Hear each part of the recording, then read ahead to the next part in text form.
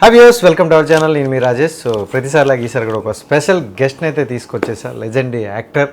So శుభలక్ Sudhakar గారు నాకు చాలా ఇష్టమైన వ్యక్తి. ఎప్పుడు మాట్లాడినా ఇంకా ఎంతసేపు మాట్లాడతాం అన్నట్టు ఉంటుంది. బట్ ఆయన ఆ టైంలో మాకిచ్చే కొంత టైంలో చిన్న చిన్న క్వశ్చన్లతో సరదాగా మాట్లాడేసుకుందాం. సార్ నమస్కారం. సార్ నమస్కారం అండి. ఎలా ఉన్నారు? సూపర్. కాదు సార్, ఏంటి ఏజ్ ఎవరికైనా పెరుగుతుంది, మీకు తరుగుతుందే సార్ ఈ మధ్య? లేదండి, అది మీ అభిప్రాయం. Thank you for that. ఒక 4 years నుండి చూసుకుంటే ఇంకా కొంచెం తరుగుతున్నట్టు అనిపిస్తుంది. ఐ మీన్ ఏమైనా డైట్స్ కానీ ఏమైనా చేస్తానరా? ఈ ప్రపంచంలో నాకన్నా బద్ధకిష్టి ఇంకెవరు ఉండరు సార్. ఓపెన్గా చెప్తున్నాను. ఏం లేదండి, అది భగవంతుడు ఇచ్చిన వరం అనుకోండి, నేను ఆలోచించే విధం అనుకోండి, అంతే. దానివల్ల ఐఎమ్ ఫీలింగ్ ఫిట్. ఎందుకు ఇది అడిగానంటే, నాకు తెలిసి ఒక 30 years బ్యాక్ మీ సినిమాల్లో చూసుకుంటే ఆ సుధాకర్ గారు ఆ ఎనర్జీ అనేది రీసెంట్గా నాకు ఒక సినిమాలో మళ్ళీ కనిపించింది అనమాట. మ్యాడ్. సో అసలు కొంతమంది ఏమనుకున్నారంటే ఎక్స్పెక్ట్ చేయలే ఈ క్యారెక్టరు సార్కి, అసలు అనుకునే వాళ్ళకి ఫస్ట్ హ్యాట్సప్ చెప్పాలి. 100% దర్శకుడికి అనుకోవాలి. ఏంటి సార్ అసలు ఆ ఏం క్యారెక్టర్? లేదు, వాళ్ళు అనుకున్నదేనండి. డైరెక్టర్ గారు అనుకున్నదే. సడన్గా వాళ్ళు ఫోన్ చేసి ఇలా మ్యాడ్ సీక్వెల్ తీస్తున్నామండి, దాంట్లో మీరు సునీల్ గారికి బాబాయ్ క్యారెక్టర్ అండి, బట్ దీంట్లో నెగిటివ్ షేడ్, మీరు on the wrong side of the. అదే ఫస్ట్ అన్నాను అనమాట.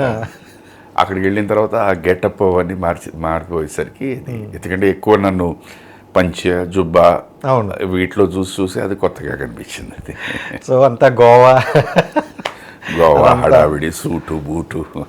అంటే ఈ రోజుల్లో సార్, అంటే ఇలాంటి కామెడీ సినిమాలు కొంచెం తక్కువ, రేర్గా వస్తుంటాయి. సో అలాంటి రేర్ సినిమాల్లో ఎవరిని, అంటే ఎలాంటి క్యారెక్టర్లు పడినా ఒక రేంజ్లో ఊహించుకుంటారు అనమాట. మీ క్యారెక్టర్ వరకు చూసుకునేసరికి అంటే ఎక్స్పెక్ట్ చేయలేదు సార్లో ఇలాంటి యాంగిల్ మళ్ళీ మనం తీయగలమా అనుకునే ఆగిపోయిన వాళ్ళకి కూడా ఉంది ఇది అని చూపించే రేంజ్లో వచ్చింది. అది ఏం లేదు, అంటే సుధాకర్ అనే కాదండి, ఏ ఆర్టిస్ట్కైనాను దాన్ని ఒక క్యారెక్టర్ డిజైన్ చేయగలిగే ఒక దర్శకుడు దొరకాలి. ఓకే. ఇదేం లేదు, నేను ఎలాగ అనుకుంటానంటే, ఒక పెయింటింగ్ మనకి 7 రంగులు ఉన్నాయి. ఒక్కొక్కసారి పలానా ఇది ఒక ఫిక్స్డ్ అయిపోయి ఈ దీనికి ఈ రంగే వేద్దాం, దీనికి ఈ రంగే వేద్దాం అంటే అది ఫిక్స్డ్. అది సో నాకేదో తండ్రి పాత్రలు ఇలా అది ఫిక్స్డ్. లేదు, ఈ రంగు బదులు ఈ రంగు వేసి ట్రై చేద్దామే, ఎందుకు చూడకూడదు అనే ఆలోచన వచ్చింది అనుకోండి, అది కొత్తదనం వస్తుంది. అలాగా డైరెక్టర్ గారు ఊహించి మ్యాడ్లో నాకు ఒక చిన్న కొత్త రంగు ఇచ్చారు అనమాట, అంతే. దెన్ మ్యాడ్ తర్వాత మీకు ఎలాంటి అప్రోచ్లు వచ్చాయి? ఏమైనా కాల్స్? అంటే నాకే అనిపించింది సార్కి చెయ్యాలి ఒకసారి, దీని గురించి మాట్లాడుకోవాలి అని అనిపించింది నాకే. ఏం లేదండి, మేము నిజం చెప్తున్నాను, ఏం కాల్స్ ఏమీ రాలేదు. ఓకే. సో దాంతో జనాలకు నచ్చలేదేమో అనుకున్నాను నేను. అయ్యో, అలా అనుకోకండి. ఎందుకంటే నేనే లిటరలీ చాలామంది చూసి, అంటే మ్యాడ్ సీక్వెల్ వస్తుంది అంటే ఒక పాయింట్ ఆఫ్ నుండి అందరు ఫిక్స్ అయిపోయారు. కొన్ని క్యారెక్టర్లు మీద అవ్వచ్చు, బాయ్ అనే క్యారెక్టర్ అవ్వచ్చు, అంటే సోషల్ మీడియాలో కాస్త ఎక్కువగా వెళ్ళాయి అనమాట.